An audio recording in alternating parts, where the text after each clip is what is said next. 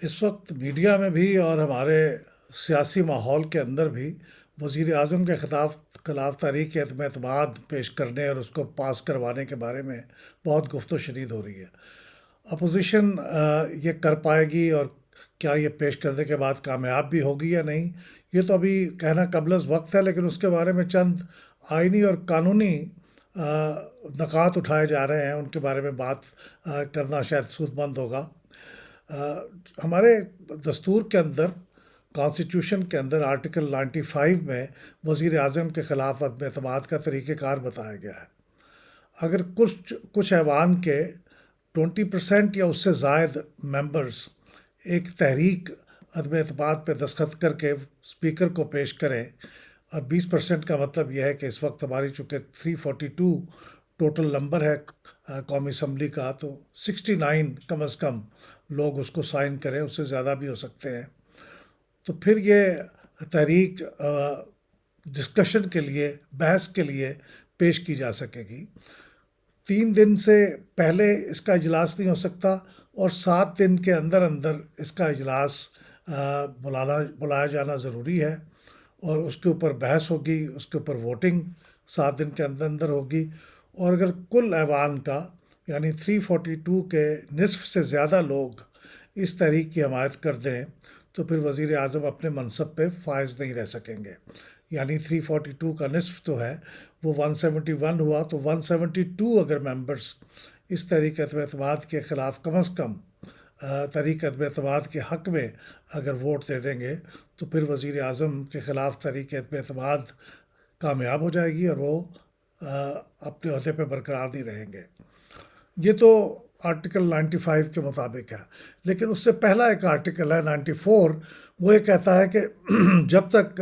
نئے وزیر اعظم منتخب نہ ہو جائیں، اپنا عہدہ نہ سنبھال لیں،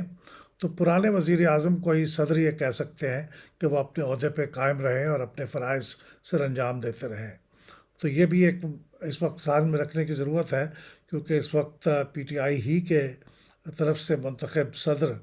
وہ اس منصب پہ قائم ہے، تو عین ممکن ہے کہ وزیر اعظم عمران خان صاحب کو ہی اپنے منصب پہ کام کرتے رہنے کا کہیں جب تک کہ نیا وزیر اعظم منتخب نہ ہو جائے، اور عام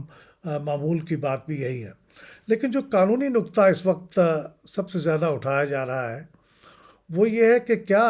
اگر پی ٹی آئی کے کچھ لوگ اس کے تحریک کے حق میں ووٹ دیں، یعنی اپنے وزیر اعظم کے خلاف ووٹ دے دیں، تو ان کے بارے میں کیا صورتحال ہوگی۔ ایک نقطہ نظر یہ پیش کیا جا رہا ہے کہ چونکہ ہمارے دستور کے اندر آرٹیکل 63A کے اندر یہ بات لکھی ہوئی ہے کہ کوئی بھی ممبر اگر اپنی پارٹی کی ڈائریکشن کے خلاف چند امور میں ووٹ دے گا، اور ان چند امور میں سے ایک بات وزیر اعظم یا وزیر اعلیٰ کے خلاف عدم اعتماد کی تحریک یا اعتماد کی تحریک ہے، اگر اس کے خلاف پارٹی کی ڈائریکشن کے خلاف ووٹ دے گا تو پھر وہ اپنی پارٹی سے ڈیفیکشن کا مرتکب ہوگا، اور اس کے نتیجے میں وہ اس کی ممبرشپ ختم ہو سکتی ہے، وہ ڈسکوالیفائی ہو سکتا ہے، یہ لکھا ہوا ہے۔ لیکن کچھ لوگ اس سے یہ اخذ کر رہے ہیں کہ اس کا مطلب یہ ہوگا کہ جب وہ قومی اسمبلی میں تحریک عدم اعتماد پیش ہوگی تو اس صورت میں اگر کچھ لوگ پی ٹی آئی سے منسلک وزیر اعظم کے خلاف ووٹ دیں گے، یعنی تحریک عدم اعتماد کے حق میں ووٹ دیں گے، تو پھر اسپیکر صاحب ان کے ووٹ کو مسترد کر سکتے ہیں، یا ان کا ووٹ کو کاؤنٹ نہیں کر سکتے، یا ان کو ووٹ دینے سے روک سکتے ہیں، اور نتیجتاً ظاہر ہے کہ جب تک پی ٹی آئی کے لوگ اس کے خلاف ووٹ نہیں دیں گے اس وقت تک وہ پاس بھی نہیں ہوگی۔ تو اس کا مطلب یہ ہے کہ یہ تحریک تو پھر پاس ہی نہیں ہو سکے گی، سوائے اس کے کہ ان کے جو اتحادی ہیں اگر وہ اس تعداد میں وزیر اعظم سے الگ ہو جائیں تو وہ پھر اتنی تعداد میسر آ جائے گی 172 کی اپوزیشن کو کہ پھر شاید یہ تحریک اعتماد پاس ہو جائے۔ لیکن میرا خیال یہ ہے کہ یہ جو انٹرپریٹیشن ہے کہ ڈیفیکشن کرنے والے ممبرس کا ووٹ ہی کاؤنٹ نہیں ہوگا اور ان کو شاید ووٹ دینے کی بھی اجازت نہیں ہوگی، تو یہ درست نہیں ہے،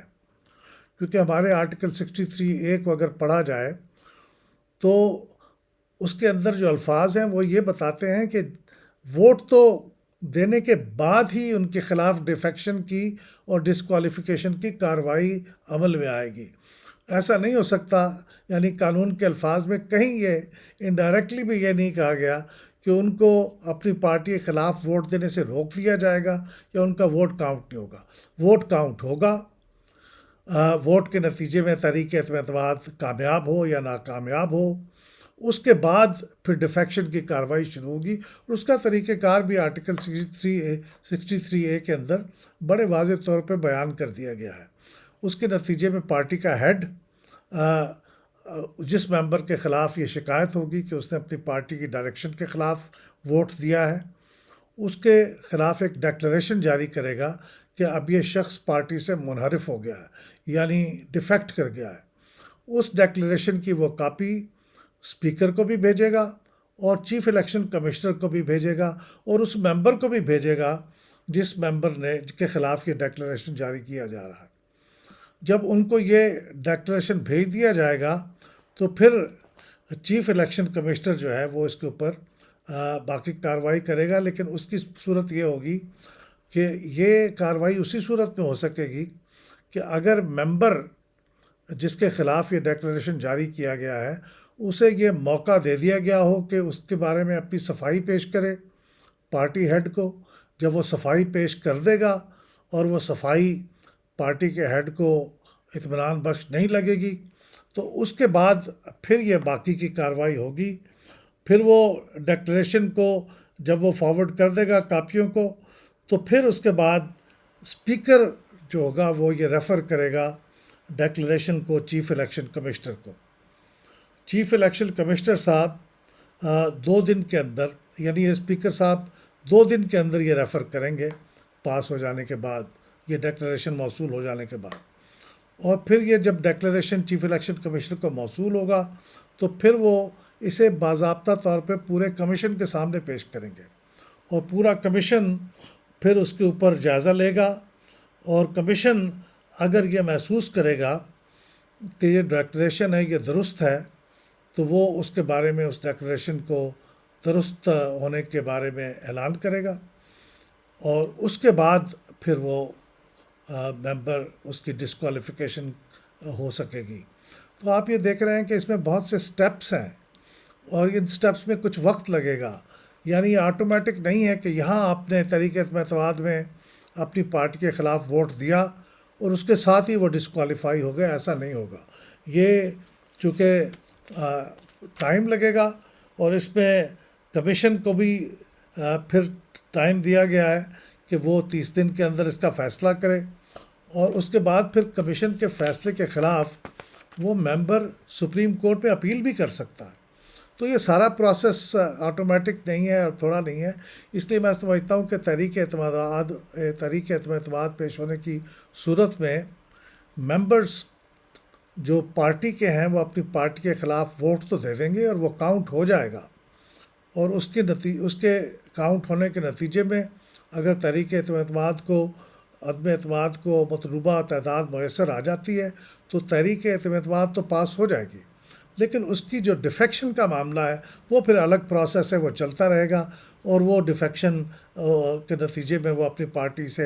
کی رکنیت سے اسمبلی کی رکنیت سے ہاتھ دھو بیٹھے گا یا نہیں، اس کا پھر بعد کا پروسیس ہی فیصلہ کرے گا.